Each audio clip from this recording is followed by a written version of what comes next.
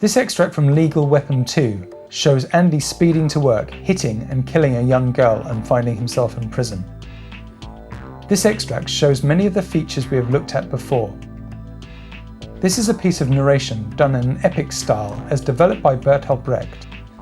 Epic theatre assumes that the purpose of a play, more than entertainment or imitating reality, is to present ideas and invite the audience to make judgments on them.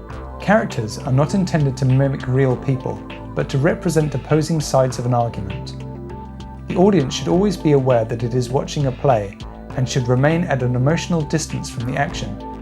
Acting in epic theatre requires actors to play characters believably without convincing either the audience or themselves that they are truly the characters. Actors often address the audience directly, out of character, and play multiple roles. You will see both these effects in the extract. Brecht thought that it was important that the choices of the characters were made evident and tried to develop a style of acting wherein it is evident that the characters were choosing one action over another. For example, Andy knows what the speed limit is, but chooses to go faster.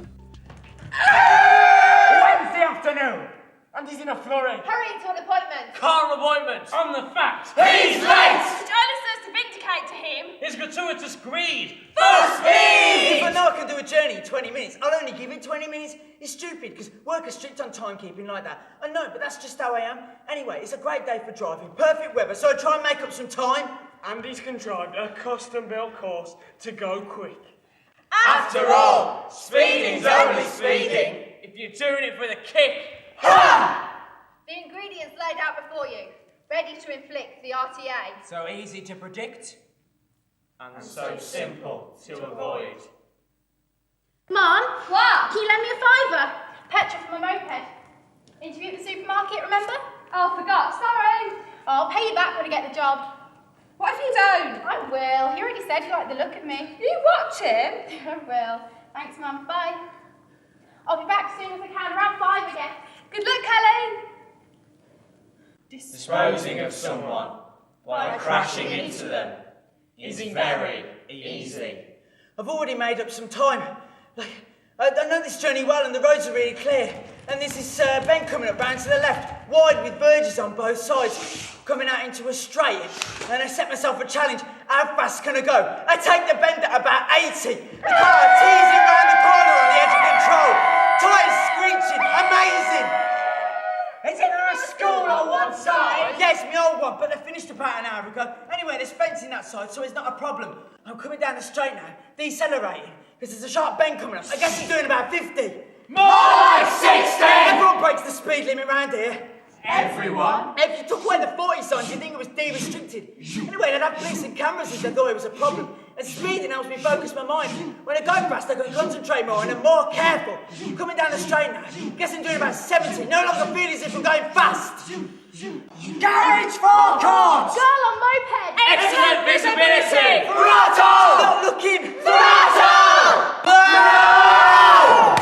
Someone! Steer away! Slam on the brakes! Wheel lock! Skid! Car, opposite direction, swerves! No! Her body smashes through the windshield. Smashes the middle forwards. Her body rolls over the roof, down the back panel, Onto the grass verge! and into a lamppost. Come to a halt on the grass verge. There's glass everywhere. In my mind, I replay the rider turning to look at me before she started across the road. She hadn't looked before. Then turning back. I was convinced she'd stop or slow. So I swerved. I swerved right to avoid her. I hit a bike on the right-hand side of the road. If I carried on going straight, I would have missed her altogether. I get out of my car. I turn to see this mangled body against the lamppost. People come out of their houses.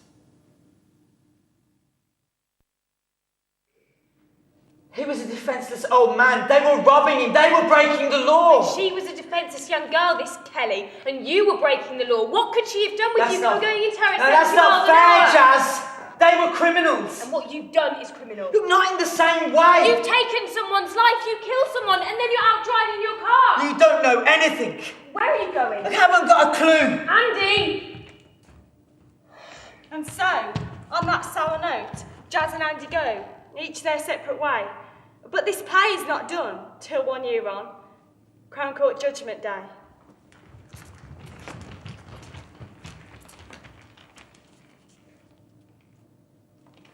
How do you please? Not guilty. You drove right into her. Once she started to cross the road, you were 100 metres away. You were travelling 70 and 40. You gave her 1.5 seconds to turn back. She pulled out without looking. There was nothing she could do. She pulled out without looking. Your speed was inexcusable. I admit I was speeding. No one in their right mind drives down that road at that speed. Why can't you admit? You killed her. Human blood is heavy. The man who spills it cannot run away. A verdict of Guilty! is quickly returned. Our hero begins to feel somewhat spurned.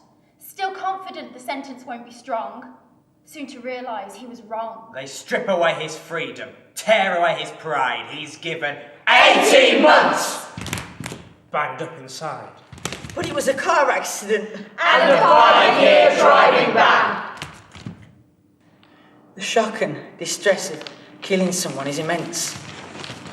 I wouldn't understate it at all. But the shock and life upset of going to prison is even greater. It's a sad fact, but it's true.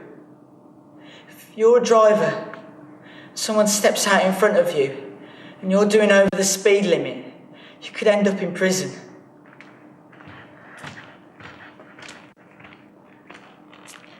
So you're the one who killed a 16-year-old kid?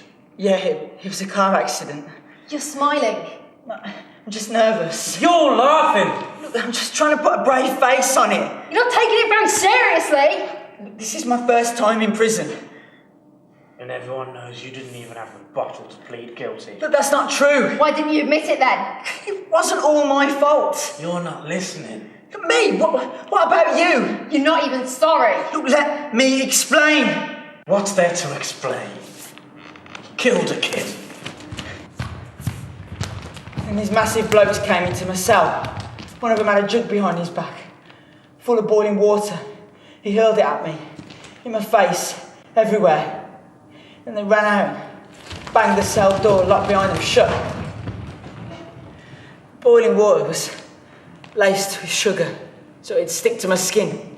Lethal. Fortunately, I had a sink, so I put the plug in, ran the cold water, put my face in straight away. I couldn't stop it from soaking through my sweatshirt, leaving painful red marks, which will no doubt serve as a timely reminder.